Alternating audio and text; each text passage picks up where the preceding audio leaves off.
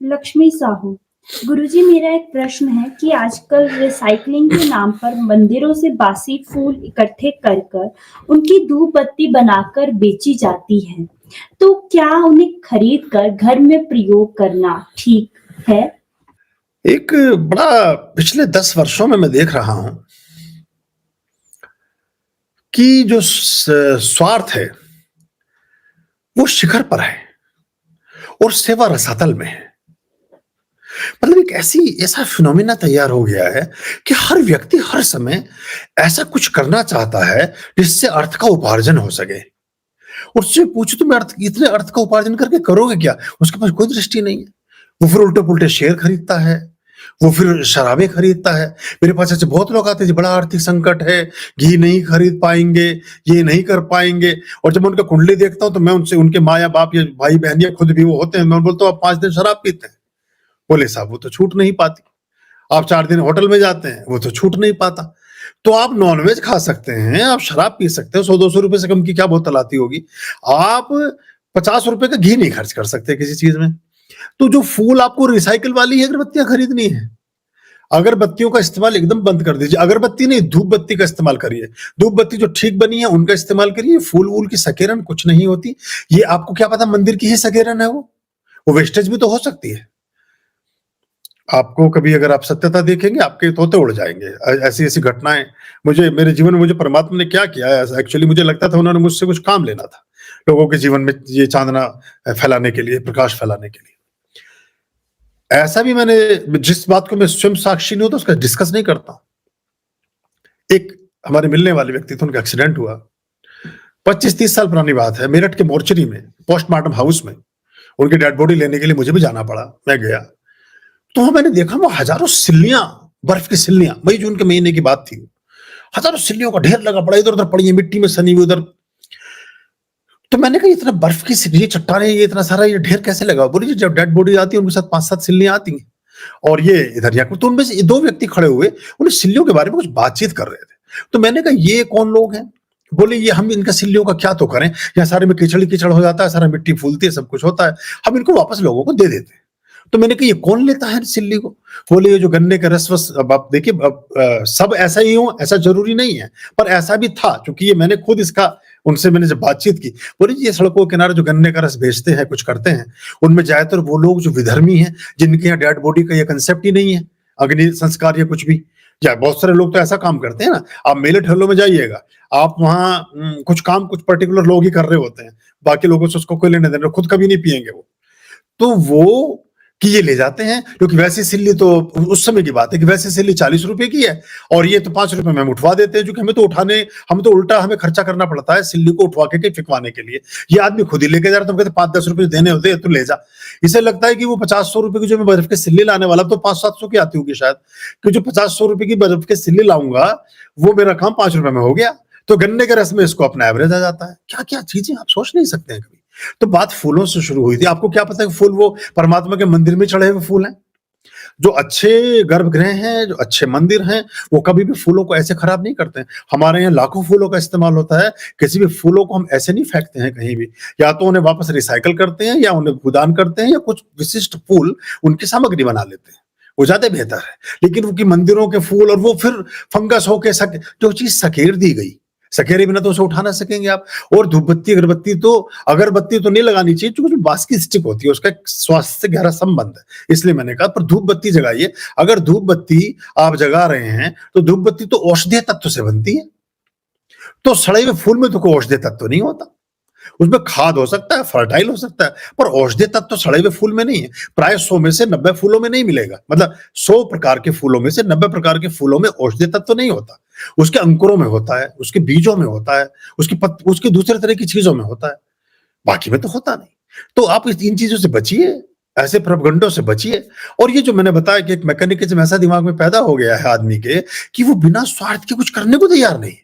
इतना, मतलब देखने में हमें बड़ी अजीब बात लगती है, पर हर व्यक्ति इतना गहरा सन गया है स्वार्थ की पृष्ठभूमि में कि वो एक भी काम नहीं करना चाहता है बिना मतलब के।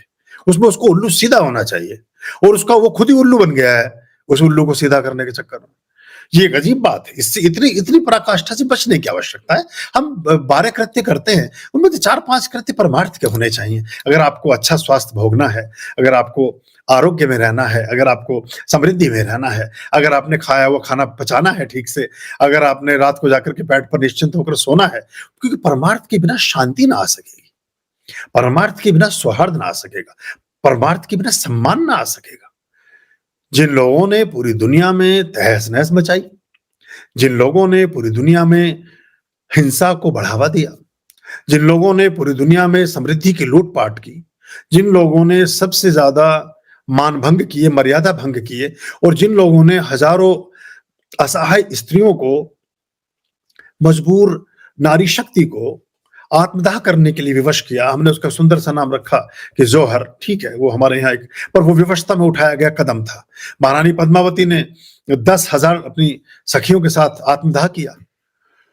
वो जो सखियां थी, वो जिन्होंने अग्निकुंड में अपने आप को दाह किया, उनके नाक में पहनी हुई लौंग, उनके कान में पहने गए कुंडल, उनके हाथों में पहनी गई मुद्रिकाएं, उनके गले में पहने गए हार, क्योंकि जो सुहागिन थी वो सुहागिन की तरह उन्होंने अपने जीवन का बलिदान दिया। जो कुंवारी थी हमारे यहाँ, तो कुंवारी बच्चे भी कुछ न कुछ छोटा मोटा सोने का ये सब चीजें पहनती ही हैं। और वो तो हमारा परम वैभव का काल था। हम सोने की चिड़िया थे उस समय। तो चिड़िया तो हमने कह दिया, मैं कहने से हम सोने के डायनासोर थे, ऐसा बोलना चाहिए हमें दुनिया में। तो उस राख में से 3 महीने तक विदेशी लुटेरे उस सोने को इकट्ठा करते रहे और कई टन सोना बना था वो भी। आप सोचिए, 10,000 स्त्रियों के शरीर पर जो जिन्होंने आत्मदाह किया, उनके शरीर का सोना तो कभी गलता खराब नहीं होता। वो चिताओं के राख में से उस सोने को इकट्ठा करते रहे, कई टन सोना, उसके पूरी फिगर है, पता नहीं 150 टन या ऐसा, कोई 84 टन ऐसा उसका फिगर है। वो उतना सोना इकट्ठा हो गया था उस राख की चिंगारियों में से खोजने के बाद भी। लेकिन ये सब कहां गया? ये इतना 17 बार भारत लूटा, कहीं बहुत कोई देश नहीं बचा। चीन नहीं बचा, रूस नहीं बचा, भारत महावृत्तर खंड था। Nepal, Sri Lanka, Indonesia, Jakarta, Burma, Sri Lanka, आपका बांग्लादेश, पाकिस्तान, अब ये सब देश बन गए। उससे वो सब भारत का ही हिस्सा हुआ करते थे। और इधर आप नीचे चले जाएं तो ये आपका पूरा का पूरा तिब्बतन वैली और आगे जाके चाइना और उससे आगे मतलब बहुत लंबी दर्रा और वो रहा। लेकिन जिन्होंने सब लूटपाट की, उनके हाथ में आज भी कटोरा है। अफगानिस्तान की समृद्धि का, ये सब अफगान से तो आए थे, कहां गया वो सब? ये क्या हुआ? ये पूरी को पूरी, इसका मतलब नियत में बरकत है, वरना तो आप तो दुनिया के सबसे रिचेस्ट कंट्री होने चाहिए थे, आपके पास कुछ भी नहीं है। तो कहने का मतलब ये है कि अगर हम उस तरह से उसको करते हैं तो वो चीज गलत होती है। तो जो लोग गलत दृष्टि से ऐसा कुछ करते हैं, इसमें एक हमारे हिंदू धर्म में बहुत ज्यादा प्रॉब्लम है। ये अभी आज मेरे पास कोई एक महिला आई थी, वो बता रही थी, वो सतवंत की माता जी, सुखविंदर जी, वो अभी इसमें हैं। वो बता रही थी कि वो जो पूजा के नाम पे जो नवरात्रि में वो सब होती है, जो हमने अपने अंक में बोला कि हमने आपका वो अंक देख करके कोशिश की है कि हमने नेल पेंट भी ओरिजिनल लिया, काजल भी ओरिजिनल ली। तो हमारे यहाँ हिंदू धर्म में ये बड़ा एक अजीब सी बात हो गई है और ये फिर हमारे उपवास का कारण भी बनती है। तो आप ऐसी चीजों को थोड़ा ध्यान दें और उस पर ख्याल करके उस चीज को चलाएं तो अच्छा होगा। तो ऐसी जो भगवान को चढ़े हुए फूलों से बनी हुई धूप बत्तियां हैं, उनसे बचिए। वो पता नहीं कहाँ का क्या कूड़ा करकट उसमें पेल रखा होगा। ऐसी हमने हवन सामग्री आपको बनाने के लिए बताया था, वो दुनिया भर की छान, इधर उधर के पत्ते, पेड़ पौधों के, वो सब करके हमारे यहाँ इतना पतझड़ हुआ है। अगर कोई ऐसा आदमी सामग्री बना रहा होता तो कई कुंटल सामग्री रोज बनाता। जैसे बनाने वाले हैं ना, हम जो सारा के सारा इकट्ठा करके खाद बनवाते हैं या फिकवाते हैं, वो सब यहाँ गर्भगृह का बता करके और भगवान शंकर आश्रम की सामग्री, और दुनिया बड़ी भाग लपक लपक के खरीद रही होती है उसको। वो सब जो पत्ते हो रहा है यहाँ, हमारे यहाँ लगभग 10,000 वृक्ष हैं हमारे आश्रम में। उनके पत्ते इतने गिरते हैं कि वो कई ट्रक पत्ते हो जाते हैं। और दूसरा कोई आदमी होता तो उसमें फ्रेग्रेंस डाल के थोड़ी सी अपने खुशबू डालो किसी चीज के, वो दिव्य सामग्री तैयार। तो ये सब चलता है जी।